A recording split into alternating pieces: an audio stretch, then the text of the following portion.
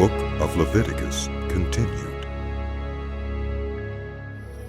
If anyone sins because they do not speak up when they hear a public charge to testify regarding something they have seen or learned about, they will be held responsible. Or if anyone unwittingly touches anything ceremonially unclean, whether the carcass of an unclean animal, wild or domestic, or of any unclean creature that moves along the ground, and they are unaware that they have become unclean, but then they come to realize their guilt, or if they touch human uncleanness, anything that would make them unclean, even though they are unaware of it, but then they learn of it and realize their guilt, or if anyone thoughtlessly takes an oath to do anything, whether good or evil, in any matter one might carelessly swear about, even though they are unaware of it, but then they learn of it and realize their guilt. When anyone realizes their guilt in any of these matters, they must confess in what way they have sinned, and as a penalty for the sin they have committed, they must bring to the Lord a female lamb or goat from the flock as a sin offering, and the priest shall make atonement for them for their sin. Anyone who cannot afford a lamb is to bring 2 doves or 2 young pigeons to the Lord as a penalty for their sin, one for a sin offering and the other for a burnt offering. They are to bring them to the priest, who shall first offer the one for the sin offering. He is to wring its head from its neck, not dividing it completely, and is to splash some of the blood of the sin offering against the side of the altar. The rest of the blood must be drained out at the base of the altar. It is a sin offering. The priest shall then offer the other as a burnt offering in the prescribed way, and make atonement for them for the sin they have committed, and they will be forgiven.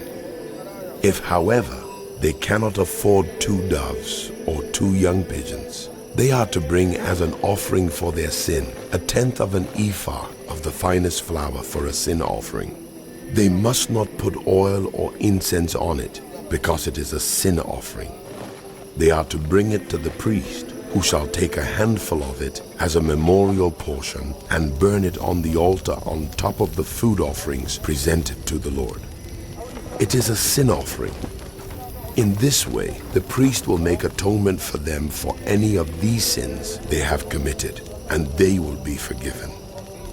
The rest of the offering will belong to the priest, as in the case of the grain offering. The Lord said to Moses, When anyone is unfaithful to the Lord by sinning unintentionally in regard to any of the Lord's holy things, they are to bring to the Lord as a penalty a ram from the flock, one without defect and of the proper value in silver, according to the sanctuary shekel. It is a guilt offering. They must make restitution for what they have failed to do in regard to the holy things, pay an additional penalty of 1/5 of its value, and give it all to the priest.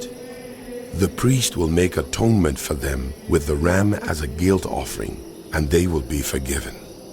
If anyone sins and does what is forbidden in any of the Lord's commands, even though they do not know it, they are guilty and will be held responsible. They are to bring to the priest as a guilt offering a ram from the flock, one without defect and of the proper value. In this way, the priest will make atonement for them for the wrong they have committed unintentionally, and they will be forgiven. It is a guilt offering. They have been guilty of wrongdoing against the Lord. The Lord said to Moses, If anyone sins and is unfaithful to the Lord by deceiving a neighbor about something entrusted to them or left in their care, or about something stolen, or if they cheat a neighbor, or if they find lost property and lie about it, or if they swear falsely about any such sin that people may commit, when they thus sin and realize their guilt, they must return what they have stolen or taken by extortion, or what was entrusted to them, or the lost property they found, or whatever it was they swore falsely about. They must make restitution in full, add 1/5 of the value to it, and give it all to the owner on the day they present their guilt offering. And as a penalty, they must bring to the priest, that is, to the Lord, their guilt offering, a ram from the flock, one without defect and of the proper value.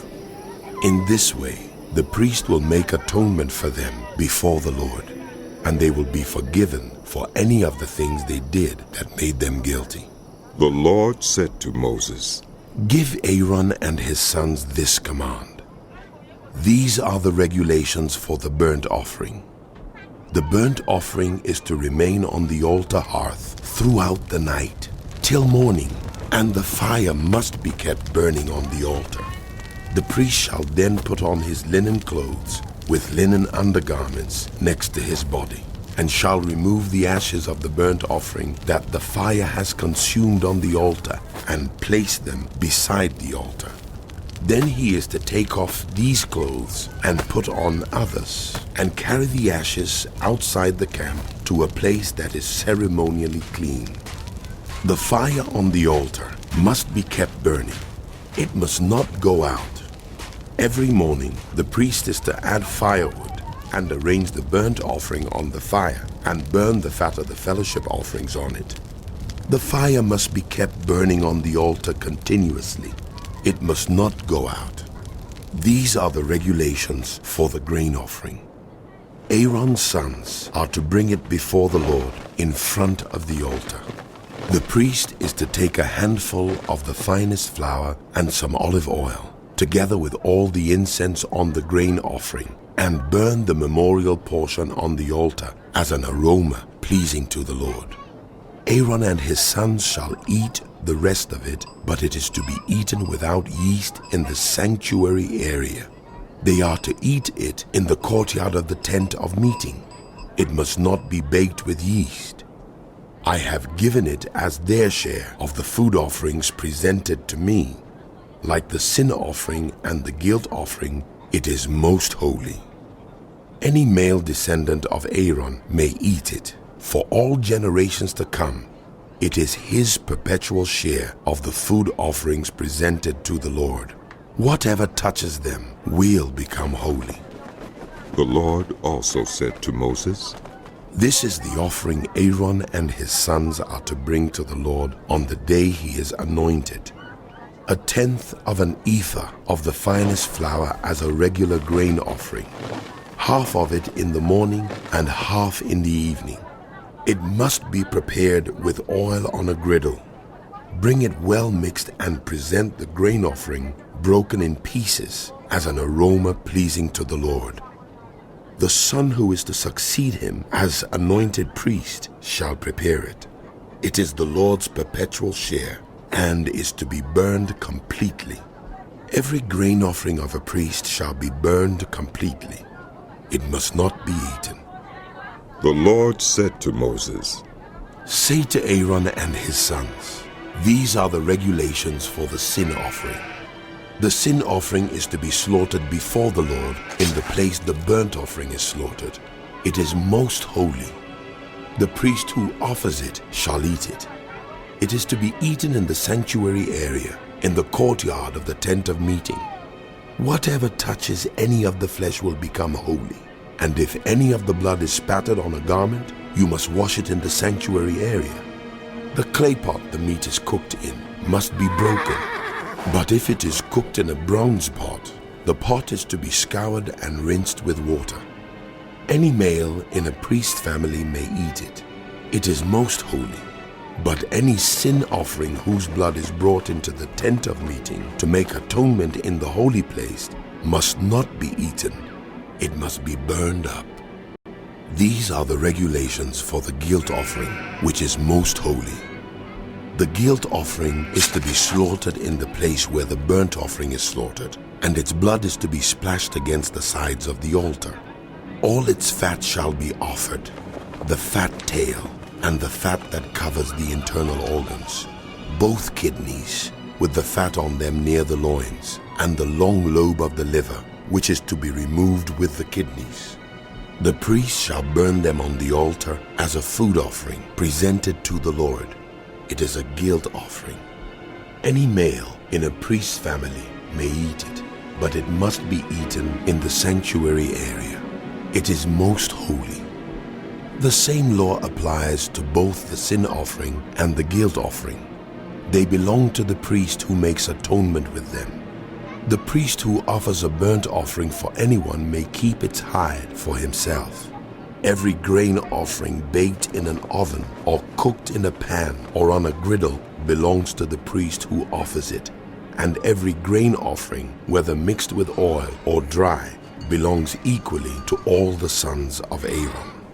These are the regulations for the fellowship offering anyone may present to the Lord. If they offer it as an expression of thankfulness, then along with this thank offering, they are to offer thick loaves made without yeast and with olive oil mixed in. Thin loaves made without yeast and brushed with olive oil, and thick loaves of the finest flour, well kneaded and with olive oil mixed in. Along with their fellowship offering of thanksgiving, they are to present an offering with thick loaves of bread made with yeast. They are to bring one of each kind as an offering, a contribution to the Lord. It belongs to the priest who splashes the blood of the fellowship offering against the altar. The meat of their fellowship offering of thanksgiving must be eaten on the day it is offered. They must leave none of it till morning. If, however, their offering is the result of a vow or is a free will offering, the sacrifice shall be eaten on the day they offer it, but anything left over may be eaten on the next day. Any meat of the sacrifice left over till the third day must be burned up. If any meat of the fellowship offering is eaten on the third day, the one who offered it will not be accepted. It will not be reckoned to their credit, for it has become impure. The person who eats any of it will be held responsible. Meat that touches anything ceremonially unclean must not be eaten. It must be burned up. As for other meat, anyone ceremonially clean may eat it. But if anyone who is unclean eats any meat of the fellowship offering belonging to the Lord, they must be cut off from their people. Anyone who touches something unclean, whether human uncleanness or an unclean animal or any unclean creature that moves along the ground, and then eats any of the meat of the fellowship offering belonging to the Lord, must be cut off from their people. The Lord said to Moses, "Say to the Israelites, do not eat any of the fat of cattle, sheep, or goats.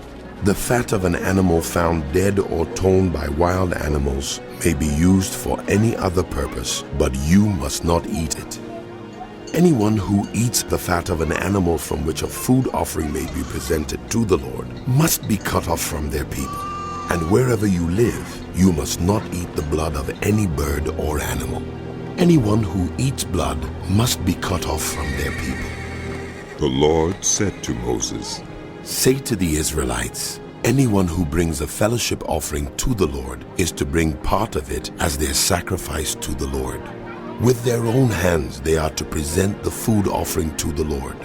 They are to bring the fat together with the breast and wave the breast before the Lord as a wave offering. The priest shall burn the fat on the altar, but the breast belongs to Aaron and his sons. You are to give the right thigh of your fellowship offerings to the priest as a contribution. The son of Aaron who offers the blood and the fat of the fellowship offering shall have the right thigh as his share. From the fellowship offerings of the Israelites, I have taken the breast that is waved and the thigh that is presented, and have given them to Aaron the priest and his sons as their perpetual share from the Israelites." "This is the portion of the food offerings presented to the Lord that were allotted to Aaron and his sons on the day they were presented to serve the Lord as priests. On the day they were anointed, the Lord commanded that the Israelites give this to them as their perpetual share for the generations to come. These then are the regulations for the burnt offering, the grain offering, the sin offering, the guilt offering, the ordination offering, and the fellowship offering, which the Lord gave Moses on Mount Sinai in the desert of Sinai, on the day he commanded the Israelites to bring their offerings to the Lord."